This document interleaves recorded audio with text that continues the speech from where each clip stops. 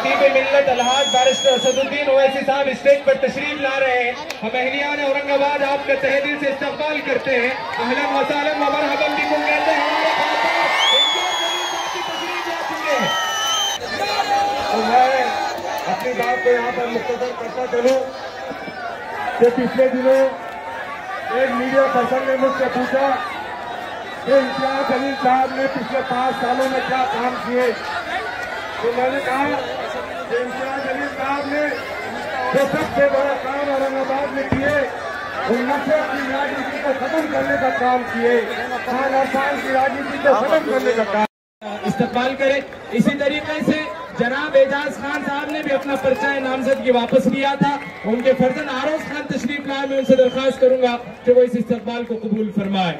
इसी तरीके से जनाब जियाउल्लाह साहब ने भी पर्चे नामजदगी दाखिल किया था, लेकिन फिर उन्होंने वापस ले लिया और इमाम को अपना सपोर्ट जाहिर किया।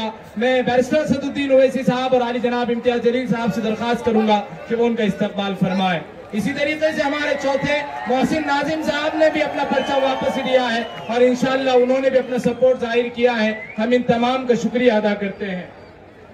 आज सबसे पहले मैं कहना चाहती हूँ कि इम्तियाज जलील साहब 2014 में MLA बने, 2019 में यही औरंगाबाद की जनता ने उन्हें खासदार बनाया। तो अभी यही औरंगाबाद की जनता को मैं कहना चाहती कि फिरका परस्त ताकतों को करारा जवाब देना है। 13 मई के दिन अपने भारी मतों से इम्तियाज जलील साहब को जिताना है, क्योंकि विरोधियों को भगाना है औरंगाबाद से। इम्तियाज जलील ने 5 साल में ऐसे कार्यकाल में इतना काम किया है कि किसी खासदार ने नहीं किया। और मुसलमानों का नेता कहते हैं कि नहीं होना चाहिए। आज महाविकास आघाड़ी ने यहाँ पर कैंडिडेट दी है, तो मुसलमान के लिए मुसलमान को एक उन्होंने कैंडिडेट नहीं दिया। 48 यहाँ पर MP है, 48 MP होने के बावजूद एक भी मुसलमान को टिकट नहीं दिया। तो मजलिस इत्तेहादुल मुस्लिमीन अगर इलेक्शन लड़ रही है, चुनाव लड़ रही है, तो इनके पेट में क्यों दर्द हो रहा है? क्यों मुसलमानों को अपना नेता नहीं होना चाहिए? सभी समाज का नेता है तो हमारा भी अपना एक नेता है। तो आज यहाँ पर जनाब बैरिस्टर असदुद्दीन ओवैसी साहब आपके बीच में अपील करने आए हैं, जनसभा को संबोधित करेंगे। और इम्तियाज जलील साहब के लिए मैं एक निवेदन करती हूँ, आपसे गुजारिश करती हूँ। मैं मुंबई की सरजमीन से आई हूँ और आपको एक निवेदन करती हूँ कि 13 तारीख के दिन मेरी माएं, मेरी बहनें, मेरे भाइयों अपनी जिम्मेदारी से अपने भाई के लिए, अपने बेटे के लिए भरपूर मतों से उनको नवाजे और उनको आने वाली 4 तारीख जून को भारी मतों से जीत के हासिल होना चाहिए इंशाअल्लाह। आज यहाँ पर मैं ये बोल के अपने शब्द खत्म करती हूँ, क्योंकि यहाँ पे बोलने वाले आपके और आपके महबूब लीडर हमारे कायद के दरमियान में बहुत ज्यादा हायल होना मुनासिब नहीं लगता। मैं चंद बातें सिर्फ कहने के लिए आपसे आया हूँ। हिमालय के आगोश से निकलकर आपके दरमियान में आया हूँ।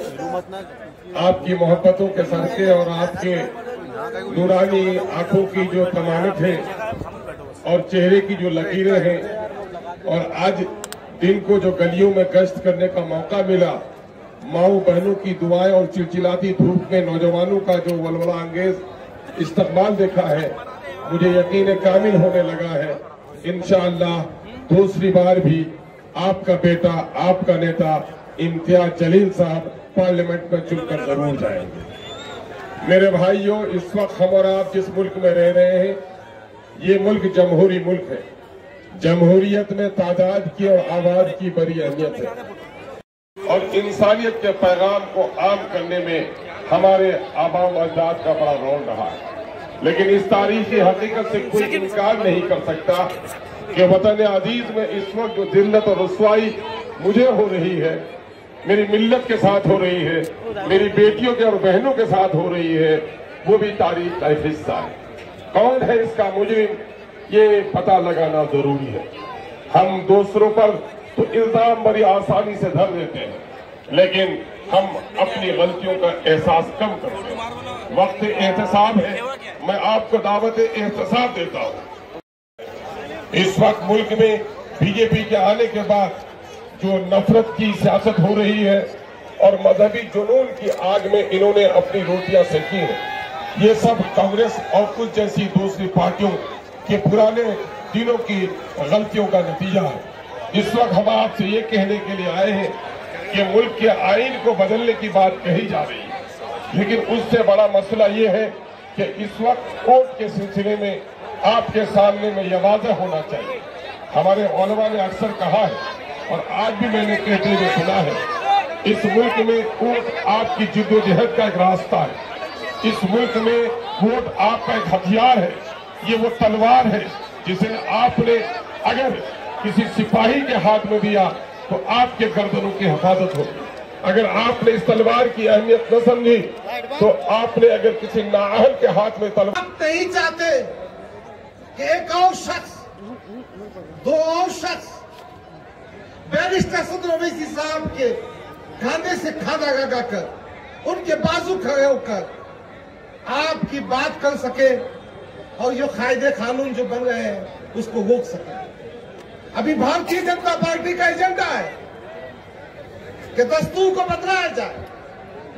वो शरीयत जो हमारी रूह से जुड़ी हुई है, यूनिफॉर्म सिविल कोड की बात हो गई है। यूनिफॉर्म सिविल कोड दलितों के भी खिलाफ है, आदिवासी के भी खिलाफ है।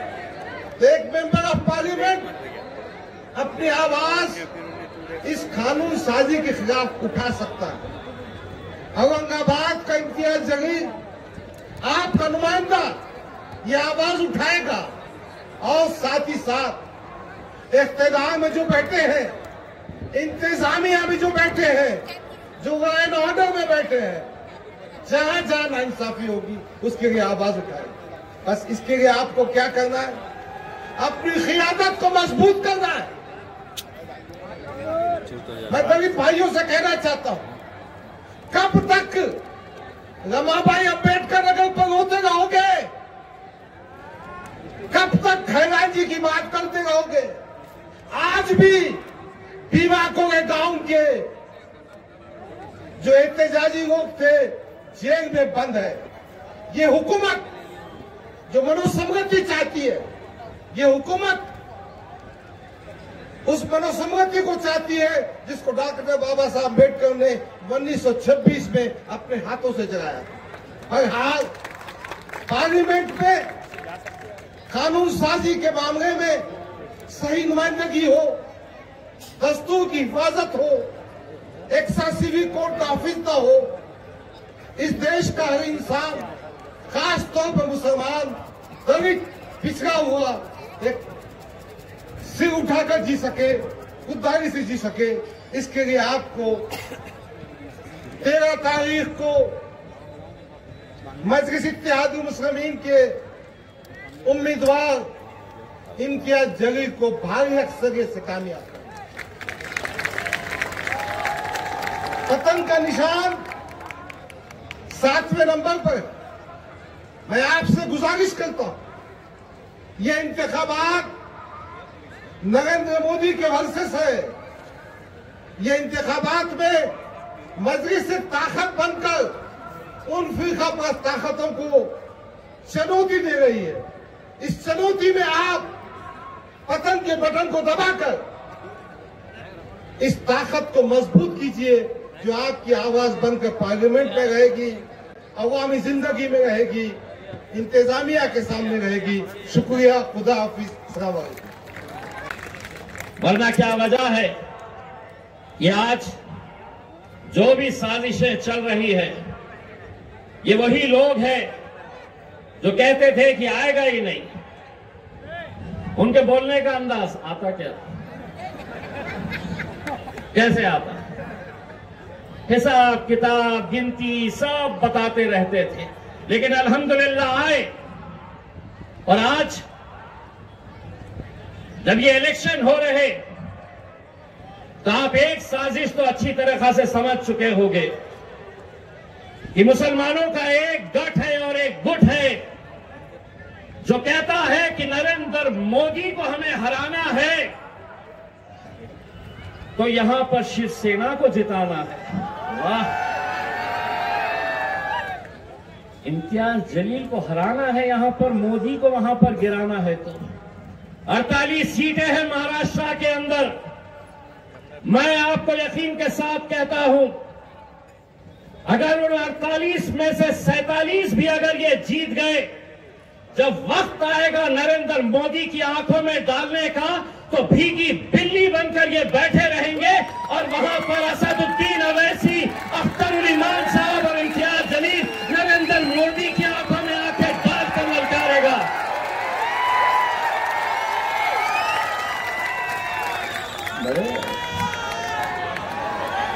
बड़े मोदी को जिताना है तो इम्तियाज जलील यहां नहीं चलता।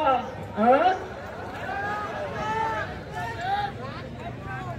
ये आपकी यही गुलामगिरी, यही चाटुगिरी, यही तलवे चाटने की वजह से आज इस मुल्क से आपकी क़यादत खत्म हो चुकी है। यही तलवे चाटने से कभी सोचा था किसी ने कि औरंगाबाद जैसे शहर से, जहां शिवसेना कहती थी कि यह हमारा गढ़ है, किसी ने तस्वर नहीं किया था, लेकिन यह आप लोगों का इत्तेहाद था जिसने यहां से शिवसेना को उखाड़ कर फेंका और मजलिस को यहां पर आपने अपना झंडा लहराया। अब तो कैसे कैसे आ गए हैं।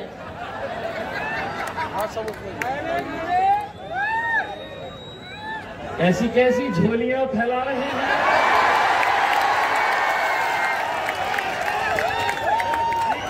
यहां पर भी भेजे गए थे, महफिल मेरी सस्ती है। एक सुन लो रे, तुमको क्या बोलते पता है? बेगानी शादी में जब मेरी महफिल सस्ती है आ जाते, बोले चलो दूल्हे बन जाएंगे घर। हर वक्त आप देख लीजिएगा, जब महफिल सजी कि दे देते हैं 200-300 रुपये, चलिए आ जाइएगा। तुम झोली यहीं तक फैलाते रहो। कव्वाली सुने हो? वर्द झोली या मोहम्मद, लौट कर मैं न जाऊंगा खाली। अरे मांगना है तो उससे मांगो रे, किसके सामने तलवे चाट रहे हो? उससे मांगो। और मैं आज भी ये कहता हूं, लोग मुझसे पूछते हैं, ये लोग बार बार पूछते हैं मेरे से, जीतते क्या, कैसा आते? बोले 2019 में आपको कितना भरोसा था कि आप जीतेंगे और 2024 में आपको कितना भरोसा है? तो मैं उनको ये कहता, 2019 के अंदर मुझे 100% यकीन था मैं जीतूंगा, लेकिन अब वो इंतजार करते मैं कुछ तो भी बोलूंगा करके। 2024 में 200% यकीन है कि 4 जून को हम हिंदुस्तान का सबसे बड़ा जश्न यहां पर मनाएंगे इंशाअल्लाह। मगर यहां से इम्तियाज जलील नहीं जीतना, तो मालूम हुआ कि सबका एक ही मकसद है कि महाराष्ट्र के सब चुनाव एक तरफ, मगर औरंगाबाद से इम्तियाज जलील कामयाब ना हो। तो मेरी आपसे गुजारिश है कि जब दुश्मन और मुखालिफ ताकतें मुत्तहिद हो चुकी हैं कि आपको कामयाबी से रोका जाए। इम्तियाज जलील एक शख्सियत नहीं है, इम्तियाज जलील एक नाम है, मगर वो इम्तियाज जलील आप तमाम है। आपके हर घर में इम्तियाज जलील है, आपके सामने आपका बेटा इम्तियाज जलील है, आपके सामने हर वो शख्स जो नफरत को मिटाना चाहता है औरंगाबाद से, वो इम्तियाज जलील है। हर वो शख्स जो हिंदू मुस्लिम इत्तेहाद को मजबूत करना चाहता है, वो इम्तियाज जलील है। जो दलितों को जुल्म से बचाना चाहता, वो इम्तियाज जलील है। जो दंगरों को उनका मुकाम दिलाना चाहता, वो इम्तियाज जलील है। जो मराठाओं को उनका इंसाफ दिलाना चाहता, वो इम्तियाज जलील है। बताओ, इन औरंगाबाद में इन सब को लेकर चलने वाले का अगर कोई नाम है तो इम्तियाज जलील है। और ये तमाम पार्टियां ये नहीं चाहती कि इम्तियाज जलील कामयाब हो जाए। तो मेरी आपसे गुजारिश है कि इस बार भी 13 मई के दिन आपको अपना एक एक वोट का सही इस्तेमाल करना है। पतंग के निशान पर बटन दबाना है। तीर अदावत का आग जो मशाल में है, इनको शिकस्त देना है। और आपने जो तारीख बनाई थी, उस तारीखी सफर को आपको जारी और सारी रखना है। और चौथी बात यह है कि ये जो शिवसेना का उम्मीदवार क्या कहता था, 30 साल 21 साल एमपी था, कहता था क्या खान या बान, हाँ खान या बान। आप लोग मुत्तहिद हुए ना आप लोग? आप में इत्तेहाद है? जोर से बोलो, इत्तेहाद है? तो आपका इत्तेहाद जो कल तक खान बान बोलता था कि मैं हिंदुत्व का नेता हूं, पहली कामयाबी आपको ये मिल गई कि 30 साल में कभी ईदगाह क्या थी नहीं मालूम था, तुमने उसको मजबूर कर दिया ईदगाह पर बुलाकर। ईदगाह पर आया नहीं आया। अब आपका सियासी शऊर इतना बढ़ गया कि आप वो जान चुके कि अब औरंगाबाद की आवाम एक बार इत्तेहाद की ताकत को महसूस कर ली। अब वो इम्तियाज जलील को दोबारा कामयाब करेंगे। तो उसने क्या किया, उद्धव ठाकरे ने कहा तू अपनी जबान से बोल। क्या बोल? मस्जिद में जाकर जो नमाज पढ़ते उनका दिल अच्छा रहता। तो आपने कहा दिल तो इम्तियाज को दे चुके। तो उसने कहा कि जो लोग नमाज मस्जिद के पास आके पढ़ के फूंकते, बोला ना, पढ़ के फूंकते, खैरे मैं अभी यहां पे हिजबुल बहरतल कुर्सी पढ़ के फूंका हूं। माने आपका इत्तेहाद इतना ताकतवर है। मैं आपके सियासी शऊर को सलाम करता हूं कि जो खान बान कहता था, हिंदुत्व का नेता अपने आप को कहता था, जिसने 21 साल में कभी औरंगाबाद के दलितों के लिए, धनगरों के लिए, मराठाओं के लिए, मुस्लिम अक़लियत के लिए, ईसाइयों के लिए, सिखों के लिए कोई काम नहीं किया, आज वो मजबूर है इसलिए कि खैरे जानता है उसका आखिरी इलेक्शन 2019 में हो गया। अब यहां से सिर्फ वापसी होने वाली है। और जो लोग ये बोल रहे हैं नहीं दिल्ली का इलेक्शन है, हम क्या गिल्ली डंडा खेल रहे थे 5 साल से? दिल्ली का इलेक्शन है। अरे दिल्ली का इलेक्शन में औरंगाबाद से जाना है दिल्ली को। क्या बताओ उद्धव ठाकरे, तुमने ट्रिपल तलाक के कानून की तायीद की नहीं? तायीद की? तुमने CAA कानून की तायीद की? तुमने UAPA कानून की तायीद की? और UAPA का कानून पूरी दुनिया का दहशतगर्दी का सबसे बदतरीन कानून उद्धव ठाकरे ने तायीद की। ट्रिपल तलाक का कानून शिवसेना ने, उद्धव ठाकरे ने तायीद की। और ऐसा कानून जो हमारे मुस्लिम महिलाओं के लिए नाइंसाफी का बाइस बन गया। CAA का कानून तायीद किए।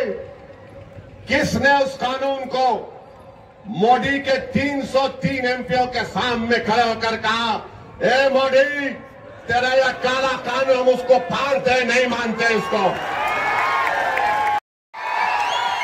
मैं इधर से खैरे को खींचे, उधर से बुमरे को खींच रहे।